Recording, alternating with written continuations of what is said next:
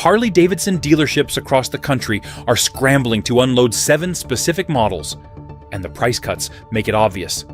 These bikes are being discounted thousands below book, pushed into promos, and treated like inventory the stores can't wait to get rid of.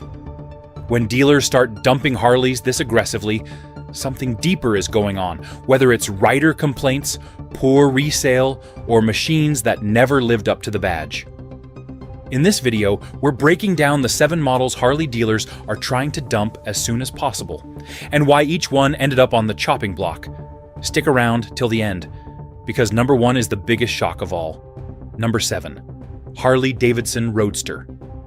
Every rider who has spent decades on the road knows when a motorcycle carries the right kind of weight, the kind that settles into your frame and tells you it was built for real miles. The Roadster had the name and the legacy behind it, yet the moment riders settled into the saddle, something felt different. The stance, the posture, and the intent all leaned toward a direction that never matched what long-distance American riders expect from a machine wearing this badge. The Roadster looked aggressive and focused, but the shape of the bars, the shortened rear, and the compressed leg position pushed many riders away before the first mile even began. It entered the world as a machine that wanted to merge 2 traditions: the upright steadiness of a cruiser and the punch of a cafe-inspired street machine. That combination works on smooth European boulevards, but riders who spend their lives carving through long American stretches did not find the balance they expected. Many riders who grew up balancing comfort and control on older touring platforms found the Roadster too tight and too compressed for all-day riding.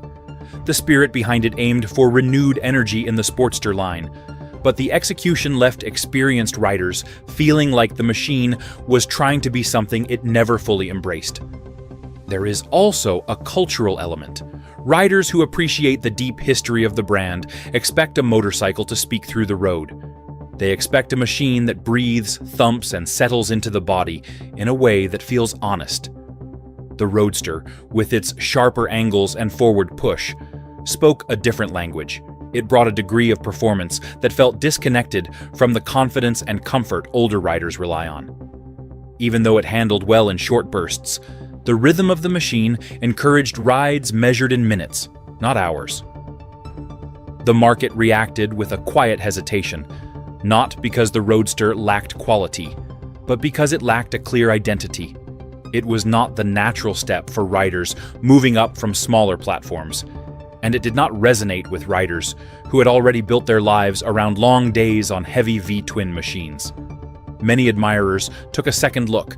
Some even took a test ride, but few felt drawn to bring it home. The 𝐶𝒕𝒉𝒆𝒓 Roadster became a motorcycle respected for its intent, but rarely chosen for real-world use. For many riders, a motorcycle must feel like an extension of their rhythm, and the Roadster never settled into that role despite its intentions. It delivered moments of sharp response, yet it lacked the calm confidence needed for long and steady travel.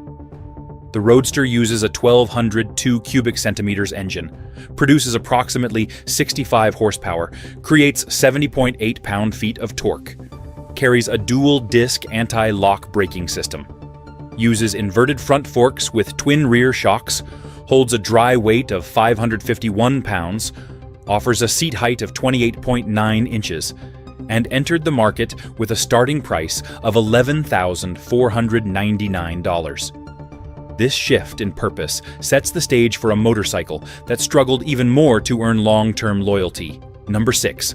Harley-Davidson Street 500.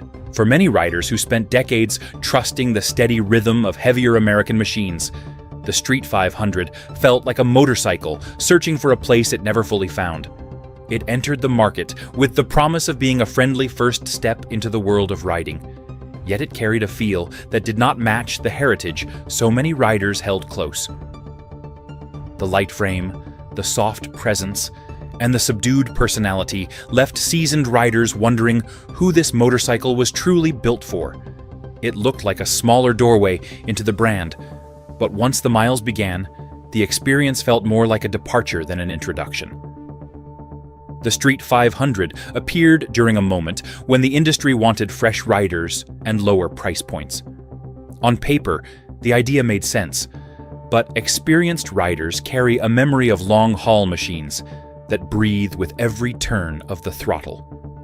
When they sat on the Street 500, the response felt muted, the vibration felt distant, and the familiar sense of weight and balance simply was not there. A motorcycle can be light, but it still needs soul, and the Street 500 never delivered the deep physical conversation older riders expect from the road. The posture also created challenges. Many riders found that the combination of narrow bars, limited legroom, and reduced overall stance made the motorcycle feel compressed, almost as if it were built for shorter city loops rather than open road movement. Those who grew up running long stretches of highway noticed quickly that the Street 500 encouraged short, simple rides rather than hours of steady travel.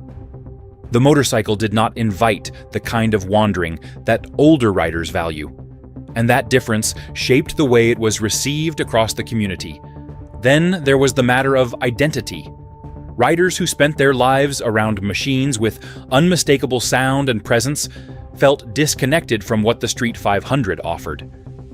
They wanted a sense of mechanical honesty and a voice that could be heard between the trees.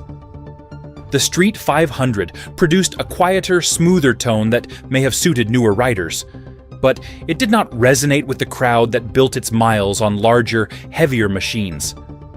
For many riders, it felt like a motorcycle that was trying to be polite in a world where real presence matters.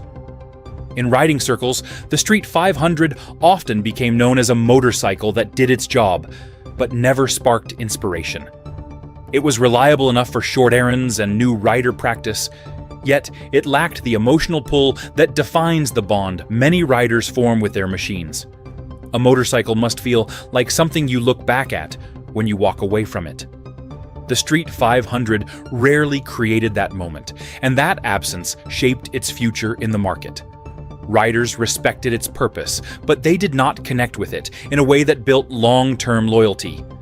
The Street 500 uses a 494 cubic centimeters engine, produces approximately 34 horsepower, creates 29.5 pound-feet of torque, carries a single-disc anti-lock braking system, uses a telescopic front fork with twin rear shocks, holds a wet weight of approximately 489 pounds, offers a seat height of 25 inches, and entered the market with a starting price of $7,695. Those lessons lead directly into a model whose challenges grew from deep questions about identity and direction.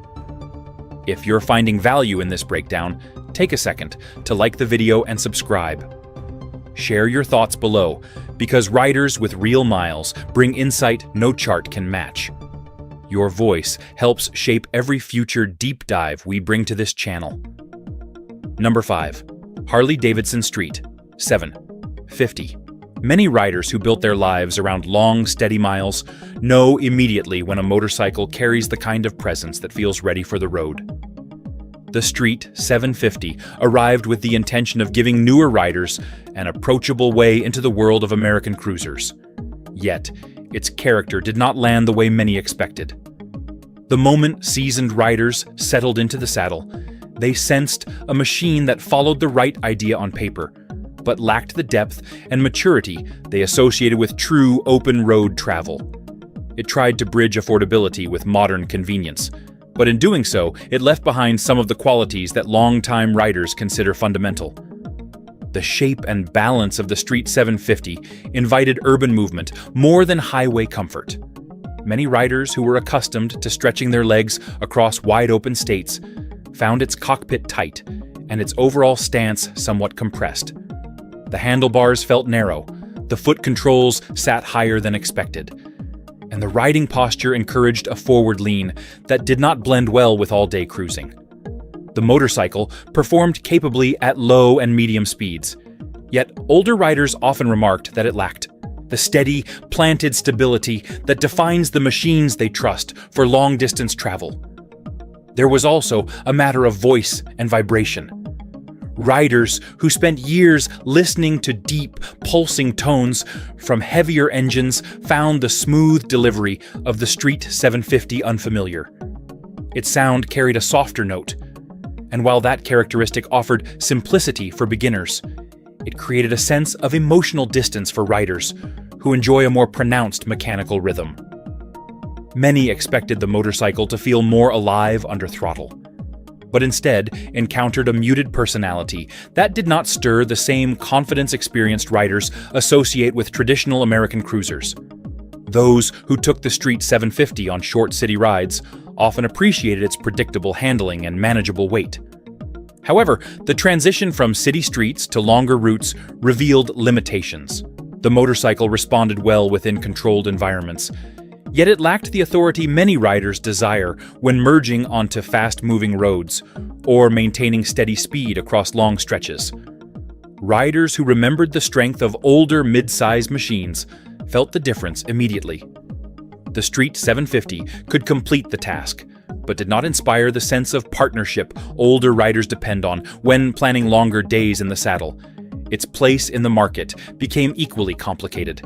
It was priced above many beginner options, yet lacked the soul and posture that attract riders to full-size cruisers. Experienced riders gravitated toward used, larger models instead, while new riders often chose alternatives that offered more refinement for less money.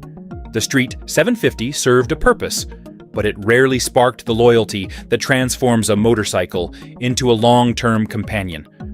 The Street 750 uses a 749 cubic centimeters engine, produces approximately 68 horsepower, creates 47.9 pound-feet of torque, carries a single-disc anti-lock braking system, uses a telescopic front fork with twin rear shocks, holds a wet weight of approximately 514 pounds, offers a seat height of 25.7 inches, and entered the market with a starting price of $8,499. That evolution opens the door to a machine that pushed harder for relevance, yet exposed an entirely new set of limits. Real riders know your gear matters as much as your machine. If you want the equipment that keeps me comfortable, protected, and confident on long miles, check the description. I linked everything I rely on. Number 4. Harley-Davidson Street Rod. Riders who spent years trusting the steady pull of traditional cruisers could tell immediately that the Street Rod was attempting to speak a different language. It carried the familiar badge, but the moment a rider settled into position, the motorcycle revealed a posture and purpose that leaned far away from the long, low confidence older riders prefer. The Street Rod aimed itself at a more aggressive urban style, yet for many who grew up stretching miles across wide states, this stance felt more like a compromise than an evolution. The machine wanted to be sharp and quick, but its shape placed the rider into a position that demanded effort instead of offering comfort.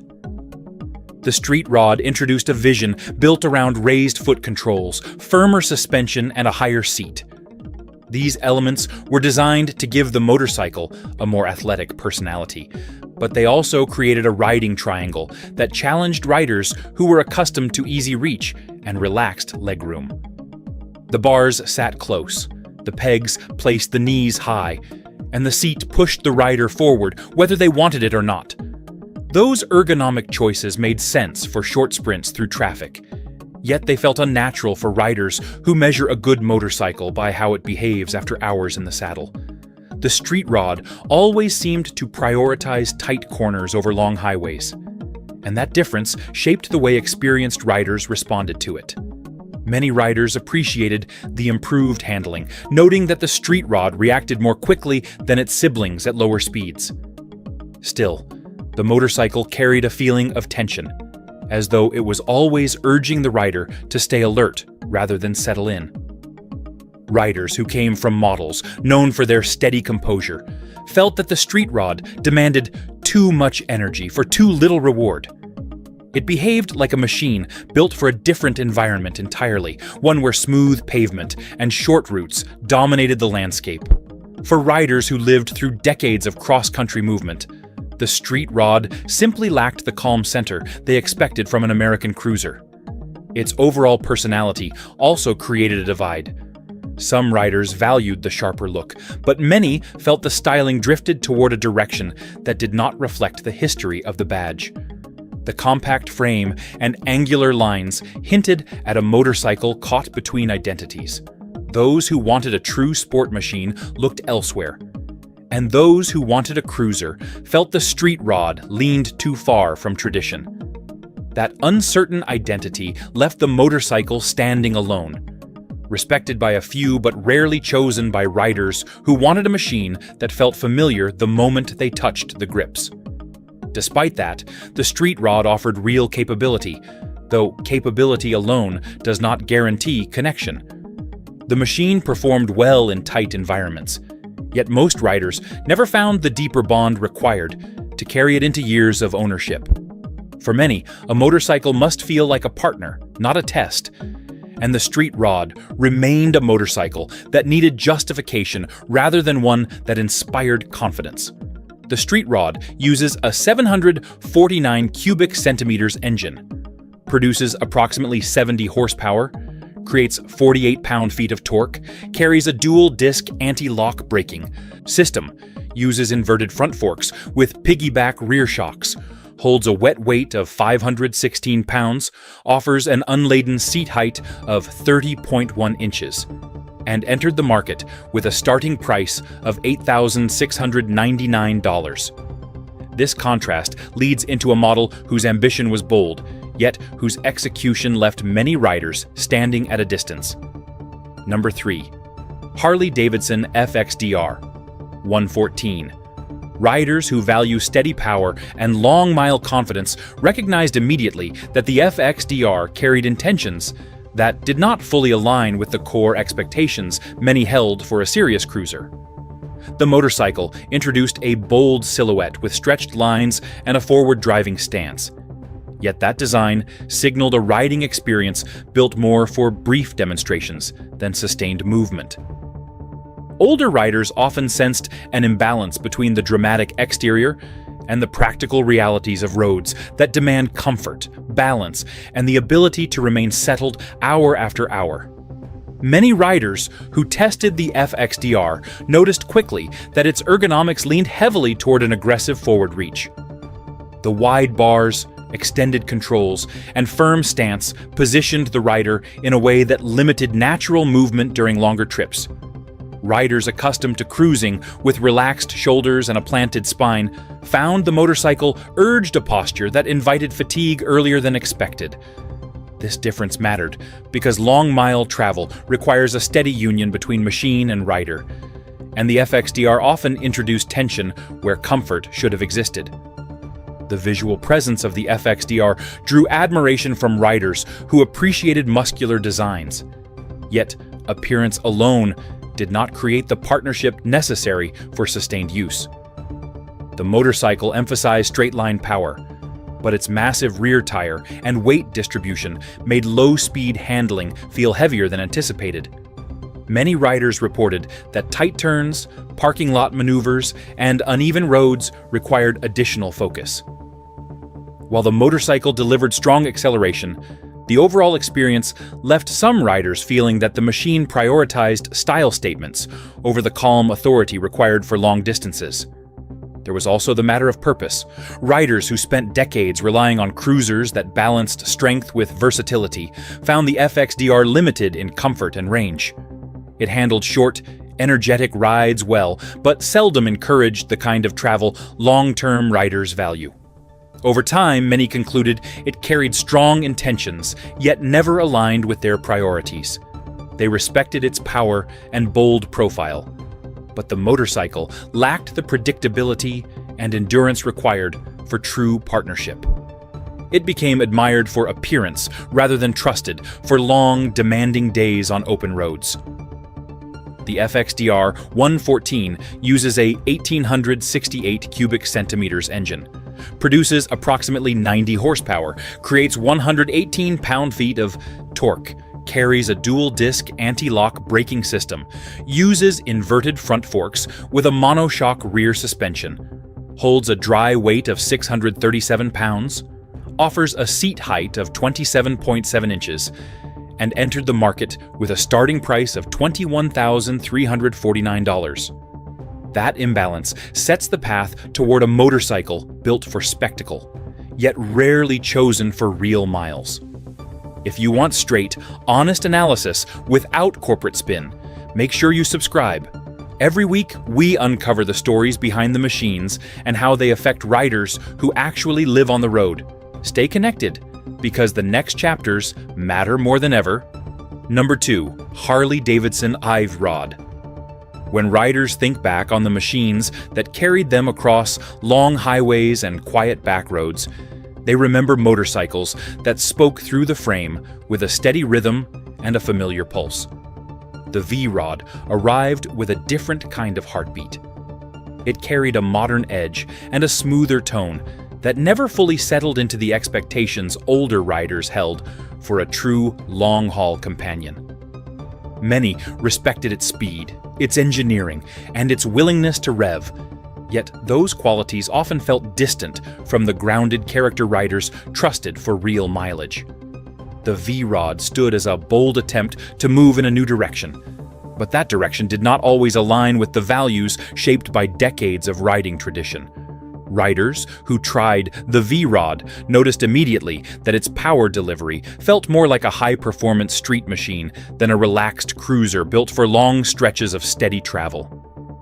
The engine encouraged higher revs and quicker acceleration, which some enjoyed in short bursts. Yet riders accustomed to low-end torque and slow-rolling strength found themselves adjusting to a personality that did not match their natural rhythm. The motorcycle felt eager, almost impatient, and that sense of urgency often clashed with the calm confidence many riders prefer when settling into long-distance journeys. Its posture added another layer of conflict. The forward foot controls, low seat, and long reach created a stance that looked sleek but challenged comfort over time. Riders who relied on relaxed ergonomics for thousands of miles discovered the V-Rod required a more deliberate effort to remain comfortable.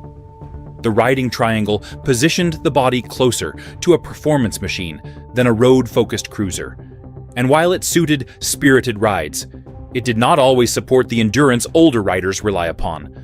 A motorcycle can offer impressive bursts of energy, yet for many, lasting comfort defines real value. Then there was the emotional component. Riders who came from a lineage of deep exhaust notes and heavy, steady vibes found the V-Rod almost too smooth. Its sound carried a sharper pitch, and its feel lacked the familiar pulse that had defined American V-twin traveling for generations. That difference did not make the motorcycle less capable, but it created a sense of separation from the heritage riders held close. Many appreciated the innovation, yet innovation alone cannot replace the emotional link formed by decades of trusted mechanical character. The V-Rod earned admiration for its engineering, yet admiration rarely became connection. Riders respected its performance and presence, but often kept it at a distance rather than making it a long-term companion. A motorcycle's value lies in how naturally it supports steady travel, and the V-Rod never fully reached that harmony. It delivers 115 horsepower from a 1,247 cubic centimeters engine, with 84 pound-feet of torque. All of these tensions point toward a final machine that tested the bond between innovation and heritage more than any other. Number 1. Harley-Davidson Pan America. Riders who spent decades shaping their identity around long-stroke torque and road-settled confidence felt a shift the moment the Pan America arrived. It represented a sharp departure from the usual rhythm of steady V-twin travel, offering a machine built for high-speed dirt, deep electronics, and a style that leaned more toward global adventure trends than the traditional American touring presence. Many riders respected the ambition behind it, yet they also sensed a distance between the motorcycle's purpose and the values that carried them across thousands of miles during earlier years. The Pan America asked riders to trust a direction that did not feel fully rooted in familiar ground. The motorcycle introduced a riding stance that stood taller and more forward-focused than what many older riders prefer. The broad bars, upright posture, and tall seat provided clear visibility, yet also demanded a level of physical engagement that felt unfamiliar to those who grew up cruising low and steady. Riders who treasured the open highway often found this machine asking for movement, weight shifts, and active control at speeds and terrains outside their usual expectations. The result was a machine that excelled in dynamic environments, but carried a learning curve that not every seasoned rider wished to take on. Beyond posture, the Pan America relied heavily on electronics. Its multiple riding modes, display functions, and automatic adjustments offered advanced capability, but they also added layers of complexity. Riders who spent years trusting the tactile simplicity of cable controls and mechanical feel sometimes viewed this added technology as a barrier rather than a benefit. The machine required attention, menu navigation, and trust in systems that operated behind the scenes. For some, that invisible work created uncertainty rather than reassurance, especially on long rides where reliability and predictability matter above all else. Riders also noticed that the Pan America behaved differently at lower speeds, where its tall stance and high center of gravity could feel top-heavy in tight turns or parking lots. While it felt planted when moving quickly, slow control required more effort than many preferred. A motorcycle built for challenge must still offer comfort between miles. Even though the Pan America performed strongly in the environments it was meant for, admiration did not always become connection. Many continued choosing machines that felt more intuitive, familiar, and aligned with the long-distance rhythm they trusted. The Pan America uses a 1,252 cubic centimeters engine, produces approximately 150 horsepower, creates 94 pound-feet of torque, carries a dual-disc anti-lock braking system, uses semi-active front and rear suspension, holds a wet weight of 561 pounds, offers a seat height ranging from 30.4 inches to 34.4 inches, depending on configuration, and entered the market with a starting price of $17,319. So, there you have it, 7 Harley-Davidson models dealers are trying to dump as fast as they can. Some missed the mark on comfort, some lost their identity, and some just never connected with the riders who built this brand. But as always, the truth comes from the road, not the showroom. I want to hear your take. Did Harley slip up, or were these bikes just ahead of their time? Drop your thoughts in the comments. And if you got value from this breakdown, hit like, subscribe, and share this with another rider.